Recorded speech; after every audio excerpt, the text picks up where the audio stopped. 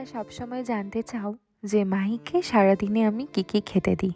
এখন না মাহির বয়স হচ্ছে 10 মাস, মানে 10 মাস রানিং চলছে। চলো আজকে তোমাদের সাথে শেয়ার করি 10 মাসে আমি মাহিকে সারাদিনে কি খেতে দিই। সকালবেলাতে ঘুম থেকে উঠে পড়েছি, এখনও কিন্তু মাম্মাম ঘুমোচ্ছে। তার আগে নিজের জন্য একটু চা বসিয়ে নিলাম, একদিকে চাটা হবে আর অন্যদিকে মাহির জন্য সকালের খাবারটা বানিয়ে নিচ্ছি। সকালবেলাতে আমি ওকে ম্যাক্সিমাম টাইম আপেল কলা দিই, না হলে শুধু কলা দিই, না হলে শুধু আপেল দিই।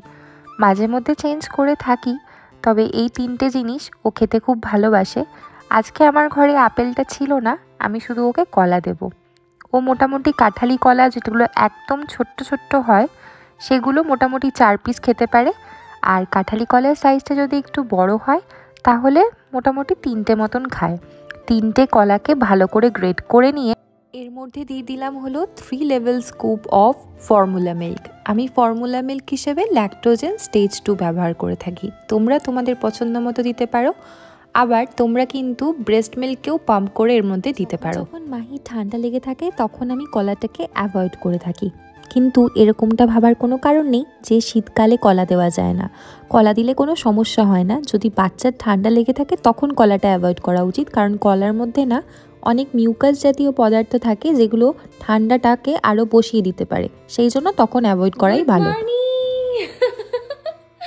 আমি তোমার কথাই বলছি। ওর পাপা যখনই ওকে কিসি দেয় ও এত লজ্জা পায়, একদিন তোমাদেরকে ভিডিওতে দেখাবো। এ মাম্মা মাম্মা, ওরে বাবা রে, I love you mamma, I love you, good morning, Radhe Radhe, Radhe Radhe, Radhe Radhe, clap clap clap clap clap clap করে দাও, ক্ল্যাপ ক্ল্যাপ ক্ল্যাপ ক্ল্যাপ।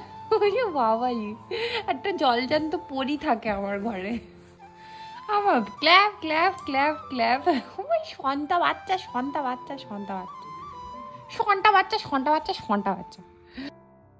চলো এখন তো মাহি খেয়ে নেবে, তার আগে ও যেহেতু ঘুম থেকে উঠেছে এই টাইমটা ওকে আমি অনেক আদর করি, কারণ বাচ্চাদেরকে ঘুম থেকে ওঠার সময় কিন্তু অনেক আদর করা উচিত, এতে করে ওদের খুব ভালো লাগে।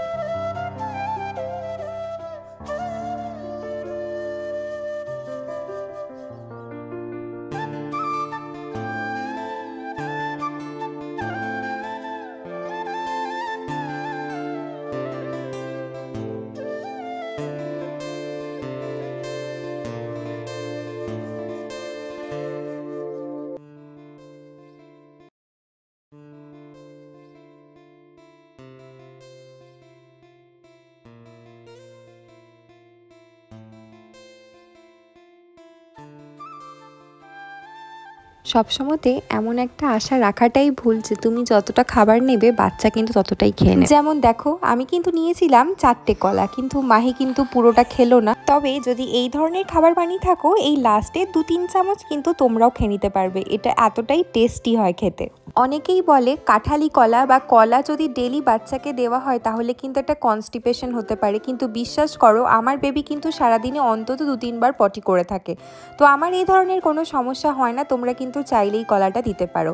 এছাড়াও কাঁঠালি কলাগুলো যদি ডেলি 1টা করে বা 2টো করে অন্তত খাওয়ানো যেতে পারে তাহলে কিন্তু বাচ্চার ওয়েট গেনে এটা অনেক সাহায্য করে। সকালের খাওয়া দাওয়ার পর্ব তো মিটে গেল, এরপরে আসি দুপুরের খাবার বানাতে। অন্য দিনকে কিন্তু মাহি সকালের খাবার খাওয়ার পর ঘুমিয়ে পড়ে, কিন্তু আজকে ঘুমোয়নি। ওই জন্যই বলছিলাম রোজ দিন কিন্তু একরকম হয় না, আজকে আমাকে ওকে ধরেই সবটা করতে হয়েছিল। তোমরা তো অনেকেই জিজ্ঞেস করো দিদি ভাই তুমি মাহিকে নিয়ে একা হাতে সবটা কি করে সামলাও। দেখো এর কোনো হার্ড অ্যান্ড ফিক্স কোনো রুল কিন্তু নেই, কিন্তু একটা কথা বলতে পারি, মানুষ না অভ্যাসের দাসী। তোমরা যেটা অভ্যাস করবে সেটাই হবে। মানুষ সব পারে যদি চায়, তো আমি যদি পারছি তাহলে কিন্তু তোমরাও নিশ্চয়ই পারবে। তাই তোমাদের একটা কথাই বলতে চাইবো যে কোনোদিনও ভেবো না আমি কি করে একা একা পারবো। আমি বলছি তোমরা নিশ্চয়ই পারবে। আমি ঘরের কোনো কাজ করতাম না, সেখানে আমি যদি পারছি তোমরা কেন পারবে না বলো। আমি জানি হয়তো দিন শেষে তোমাদের অনেক পরিশ্রম পরিশ্রম হবে, অনেক কষ্ট হবে, কিন্তু রাতের বেলা যখন ঘুমোতে যাবে তোমার মধ্যে একটা আলাদাই আনন্দ কাজ করবে। তোমার মনে হবে তুমি একটা বাচ্চাকে একা একা মানুষ করছো। এবারে আমি তোমাদেরকে একটা প্রশ্ন করছি, তোমরা প্লিজ প্রশ্নটার উত্তর দিও তো। এই যে আমি ভয়েস ওভার দিচ্ছি, আশা করছি তোমরা শুনতেই পারছো। আমার ভয়েস ওভারের সাথে সাথে মাহিও কিন্তু মাঝে মধ্যে উয়া করে আওয়াজ করছে। তোমাদের এটাতে প্রবলেম হচ্ছে না তো? আসলে বাচ্চা নিয়ে এই সমস্ত করতে কিন্তু বেশ সমস্যা হয়, কিন্তু সেক্ষেত্রে বাচ্চাকে কি করে চুপ করাবো বলো? আর বাচ্চা যখন ঘুমোয় সে তো রাতের বেলা, তখন আমি কি করেই বা কোনো কিছু ভয়েস ওভার দেবো? তখনও তো বাচ্চা উঠে যাবে, তাই না? তো তোমরা আমাকে আজকে জানিও মাহির ভয়েস ওভার দেওয়াতে তোমাদের কোনো প্রবলেম হচ্ছে না তো? যাই হোক, কথা তো অনেক হলো, এবার তোমাদের বলি দুপুরবেলাতে আজকে মাহিকে কি খাওয়াবো। আজকে আমি মাহিকে দুপুরবেলাতে মাগুর মাছের ঝোল বানিয়ে দেবো। মাগুর মাছের মধ্যে আমি দেবো আলু, কাঁচকলা, গাজর আর সামান্য পেঁপে। সবজি কাটতে কাটতে বুঝলাম ম্যাডামের একটু ঘুম পেয়েছে, তাই ওকে একটু ঘুম পাড়িয়ে দিলাম, কিন্তু সেই ঘুম আর কতক্ষণের, ওই আধ ঘন্টা মতন। তারপর বুঝলাম ম্যাডামকে স্নান করাতে হবে, তো এখন বাজছিল ওই 11:15 মতন। মাহিকে একটু রোদ খাইয়ে নিলাম। আর শীতকালে কিন্তু 11:15 হোক বা 1টা, কোনো রোদেই কিছুতে প্রবলেম হবে না। আর এই রোদটা কিন্তু খুব একটা ওর গায়ে লাগছিলও না, তো রোদে বসিয়ে ওকে একটা গোটা কমলা লেবু আমি খাইয়েছি। ডেলিকারি ও সকালের ব্রেকফাস্ট আর দুপুরের খাবারের মধ্যে ওকে একটা ফল আমি দেওয়ার চেষ্টা করি। এরপরে মাহিকে আমি তেল মাখিয়ে স্নান করাতে নিয়ে গেলাম।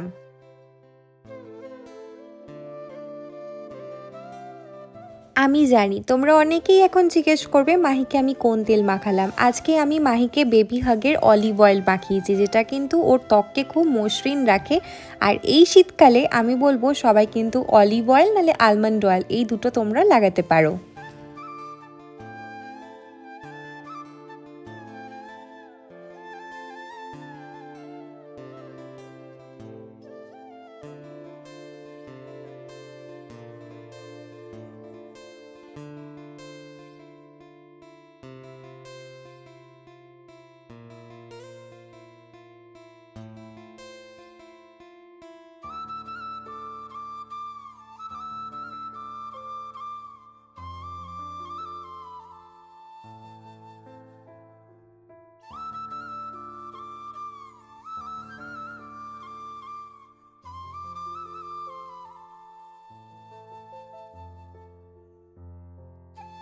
দেখো এবারে ওর স্নান হয়ে গেছে, স্কিন কেয়ার হয়ে গেছে, এরপরে ওর দুপুরের খাবারটা রেডি করে নিলাম। ভালো করে সবজির সাথে চটকে নেওয়া ভাতটাকে আরও ভালো করে স্ম্যাশ করে নিচ্ছি। আমি কিন্তু মিক্সার ইউজ করিনি, শুধু হাতে চটকেই আমি খাওয়াবো, কারণ ও তো এখন একটু বড় হয়েছে। ও কিন্তু এইরকম একটু গোটা গোটা থাকলে খাবারগুলো বেশ ভালোভাবে খেয়ে নিতে পারে। তবে একটা কথা আমি তোমাদের সাথে বলতে চাইবো, মা যখনই বেবিকে দেবে ভালো করে 2-3 বার করে বেছে নেবে, মানে একবার বেছে নিয়েই খাইয়ে দিও না। আমি বলবো 2-3 বার রিচেক করে নিও তোমরা।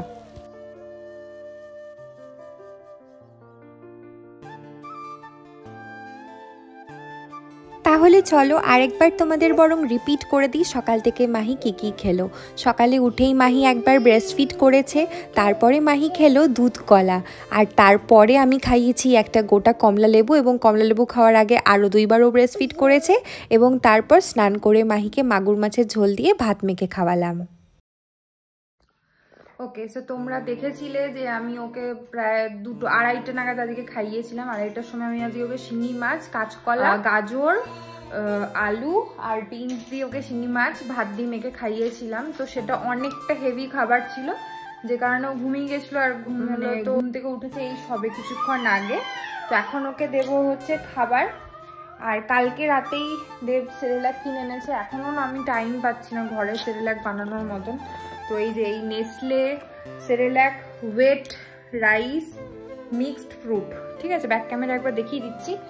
এইরকম একটা সেরেল্যাকের প্যাকেট আমি প্রায়শই ঘরের মধ্যে রাখার চেষ্টা করি। এই সেরেল্যাকগুলো কিন্তু ভীষণ ভালো হয়, মানে যদি তুমি বাইরে যাবে, চট করে বানানোর মতন কিছু সময় নেই তোমার হাতে, তখন এগুলো খাওয়াতে পারো। বা কখনো হয়তো তোমার শরীর একদম খারাপ, বেবিকে রান্না করে খাওয়াতেই হবে তোমার ঘরে আর কোনো হেল্প করার মতন কেউ নেই, সেক্ষেত্রে আমি বলবো এরকম একটা প্যাকেট তোমরা রাখতেই পারো।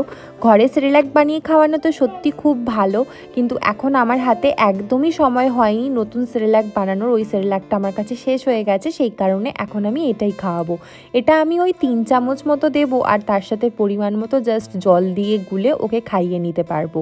ব্যাস, এটা খুব সিম্পল খাওয়ানো, আর এটা কিন্তু বেশ ভালো। এটা খেয়ে পরে মাহির কোনো প্রবলেম হয়নি।